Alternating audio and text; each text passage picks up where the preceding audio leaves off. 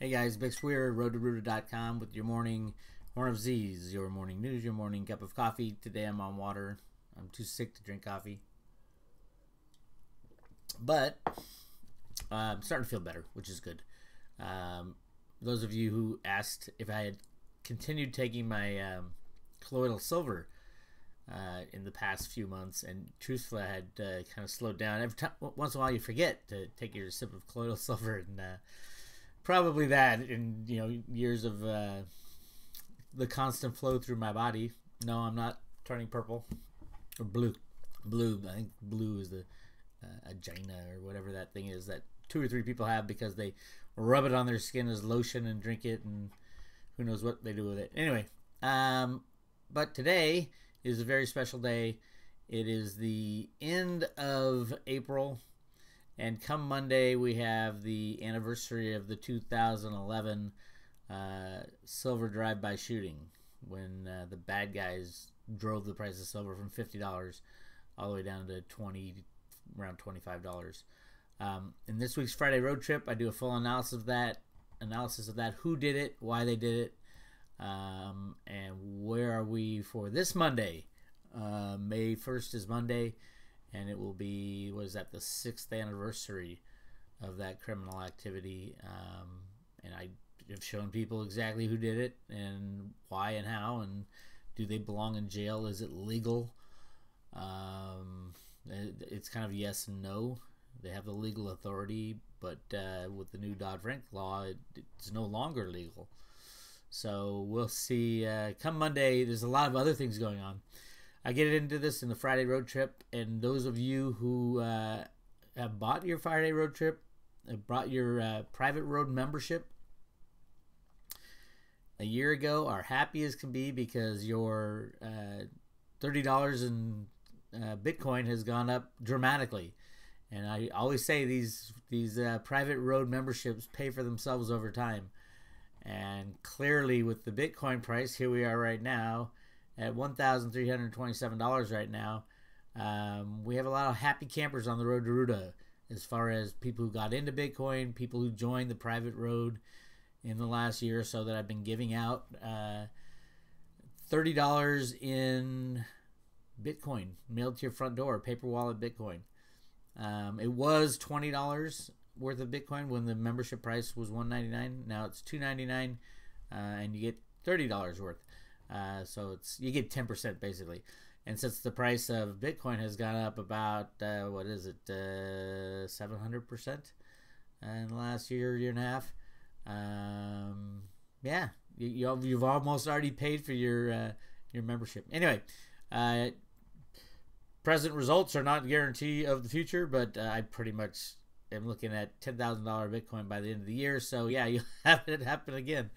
So go to the Road to Ruta web page and click on the left side, the private road subscription page, and you'll get more information about the subscription.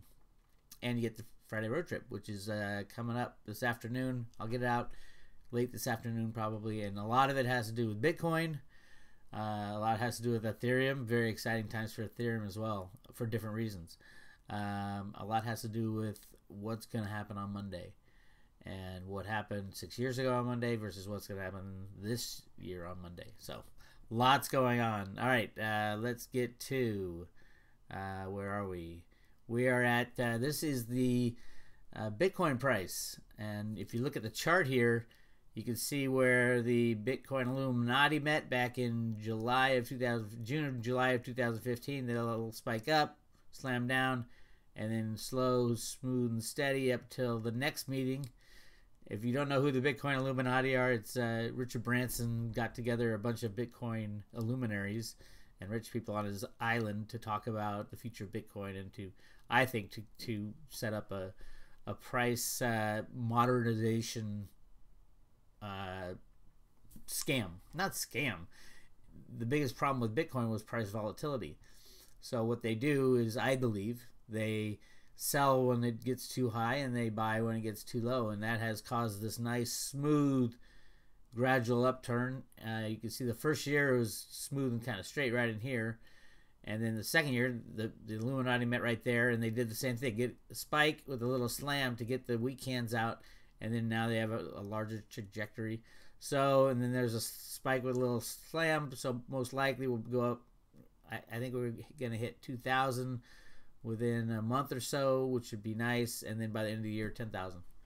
That's my projections. We'll see what happens as the year goes on. Clearly, it is still very early stages for Bitcoin.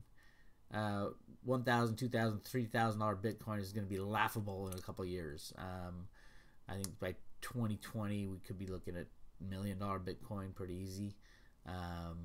Ethereum has potential for even greater gains, and I'll tell you why in a second here. So that is Bitcoin. Now Ethereum. First, let me show you the graph first. That's Ethereum. Very interesting. It's blockchain technologies. It's a platform to build programs on blockchain technology. If you want to invest in the blockchain because you understand that, you don't like Bitcoin, Ethereum is your call. And clearly, look at the last few months. It's gone from like 10 to down here. It was like what was that, $7 in December, and now it's at up nearing 60. It's right now it's at 63.50. Ethereum has a long way to go. There are just so many companies who can use Ethereum, can build platforms off Ethereum, smart contracts. I mean, where Bitcoin is more focused on a store of value and a means of exchange, Ethereum is based on getting every company, every person in the world involved with a decentralized truth machine. It's a truth machine is what it is. And amazing technology. It's crazy. One day Ethereum price may be well over the price of Bitcoin. It's possible. And right now it's like buying Bitcoin when it was $60. And now it's what, $13.50, over $1,300. Yeah, early days for Ethereum. So if you don't have some, get some. And just to prove that point, this was in the CoinDesk.com news. Ethereum stole the show at Microsoft's New York City demo day. So Ethereum is working with Microsoft, is working with all these big companies, Bank of America, I think GE's in there as well. All kinds of companies using the technology of the blockchain through Ethereum. Really exciting stuff. Check out that article. Upon entering the room, Ann McCormick, Bank of America's Director of Trade and Supply Chain Finance, presented an updated version of the Ethereum Letter of Credit, first revealed last September. This app is being built to help further digitize the still antiquated trade finance processes, with Microsoft Treasury as one of its first testers. The big names and the big companies are just starting to get in. Imagine yourself at the early days of Microsoft in I think it was the 90s. No, 80s, when it started getting, maybe even the 70s. But in the early days of Microsoft, imagine that you had a chance to invest in it. This is what Ethereum is. And you can learn more about Ethereum anywhere you want. And that is why the Ethereum price has gone up, 1,000% or whatever it's gone up recently in the past few months. All right, now let's get down to some nitty-gritty stuff on market rigging and where I think the Dow will end up. Here's a chart of the Dow for the last 30 years going back to 1988. And you can see in 1988, and that's basically right when Alan Greenspan became head of the Fed. He became head of the Fed just months before the 1987 stock market crash.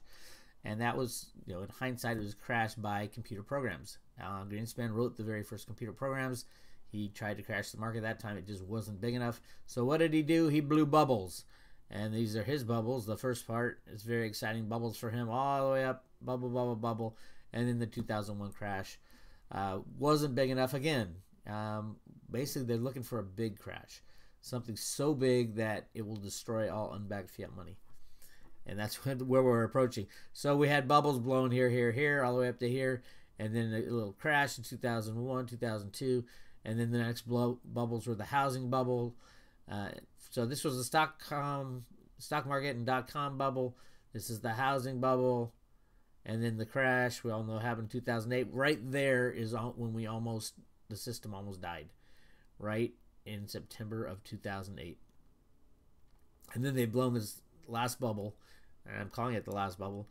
It's a sovereign debt bubble, basically a debt of everything bubble. Everything's in bubble territory, even the stock market. But I want to talk about this point right here. This little point right at the end of 2008, beginning of 2009. The end of 2008, we were right here. Beginning of 2009, we were right here. In March of 2009, I sent out an article. The first article I sent out was called Operation Confidence Con. And I was showing how Tim Geithner and friends in the Treasury and the Fed and everywhere, even on the news, were saying, we've hit the bottom. And it was so clear that a big rig was about to start right here in the bottom, right there, that I wrote an article called Operation Confidence Con. It was on right here, March 12, 2009, which is right around the bottom of the stock market crash before it got blown into infinity. And I said, let's see, I showed the likely game plan of the new U.S. Treasury Secretary Tim Geithner on how he planned to build confidence in our current economic system by manipulating markets and public perception. Although I believed I correctly exposed the plan, I did not anticipate the size, scope, and duration of this new market manipulation policy. Operation Confidence Con is not a one-off plan to revive the corrupt Western banking system, but a policy of sustained market manipulation that is trying to cover up all aspects of economic reality. That is exactly what's going on here. From here up to where we are now, 21,000 Dow, that is called sustained market manipulation. Unbelievable. Incredible feat by Tim Geithner and friends at the Fed, but it was obvious by the way they were talking, the things they were saying. Larry Summers coming out saying, "Oh, everything's fine. We've hit the bottom." There was a couple famous newscasters saying, "Oh, this is the bottom." I forgot the guy on MSNBC, I think, or CNBC. One of those guys said he was famous for calling the bottom. You know how many times they called the bottom? Anyway. But I go on to say the tools to accomplish this plan include rigging government economic numbers, disguise plans to bail out banks with taxpayer money, loading the FDIC with debt obligations to ensure further bailouts, crashing the gold and silver markets with paper metal, orchestrating the G20 show to show false solidarity, pumping the stock market with PPP money, changing the accounting laws so banks can hide losses, and on and on and on. Recently, Tim Geithner revealed the core of his master plan in an interview with George Stephanopoulos in a This Week interview. And it goes, here's what Tim Geithner said, and I quote, "The market will not solve this, and the great risk for us is we do too little, not that we do too much." This should send shivers down the spine of any free market advocate. This statement shows his inclination to subvert the free market for the banking cabal's twisted version of manipulated markets. The beauty of a free market is that it does solve these types of problems, but Mr. Geithner and the banking cabal that he works for just doesn't like the answers. In a free market, the companies that make these kinds of giant mistakes go bankrupt and the company no longer exists. Counterparties that align their bets with these insolvent companies also suffer the consequences of their poor judgment in that they do not get insurance payouts that they count on to cover their own reckless bets. This is the free market solution. As for the individuals who commit these types of massive fraud, they should be arrested, prosecuted, and end up in jail. In a free market, they don't get huge bonuses from taxpayer bailouts. The AIG bonuses were a drop in the bucket compared to the bonuses shanghaied by Goldman Sachs, Citigroup, GE, Bank of America, etc. They got huge bonuses compensation for 2008. Those companies should have imploded because of their reckless practices, and no bonuses would have been paid. And here's another Geithner quote. "To get through this, the government needs to act. Great obligation, responsibility for governments to act to solve things." not true. To get through this, the free market needs to be allowed to act. We are closing in on 2 years of credit crisis, and there's still no end in sight. Had the free market been allowed to work, we would have already suffered through the consequences of our actions and be on a road to recovery. And what happened? This is what happened. Boom, boom, boom, boom, boom. Everybody's happy in a manipulated market because nobody has to suffer the consequences of the bad things that they did before. It's so sad that we're going to have to go through this all over again, and hopefully we have learned our lesson. Hopefully there will be no bailout of the banks. Hopefully we'll take our punishment, and the Trump administration won't do the same thing that was done in the past. I don't think he will, because all these problems that we have these days, and they're many, and they're all kind of covered up, all have to be solved and resolved. And that is not what we are letting the markets do. That is not what we're letting the system do. Everything is manipulated, controlled right along this line here. Boom, boom, boom, boom, boom. So when the stock market falls, if the system stays in place, I expect it to fall right here to the bottom of the trend line, around 7,000. If the system stays in place. If it doesn't stay in place, all bets are off. So that is your happy-go-lucky news. The Friday road trip will cover what's going on about Monday, both on the conspiracy side and on the anniversary, the 6-year anniversary of the Silver drive-by shooting. I call it J.P. Morgan's Operation Silver Slam, and I get into particulars in the road trip. So make sure you check it out. If you're a Private Road member, if you want to sign up for the Private Road, just go to the website. Make sure you subscribe and thumbs up this video and send it to all your friends, because the world's about to change, my friends. We'll talk to you later.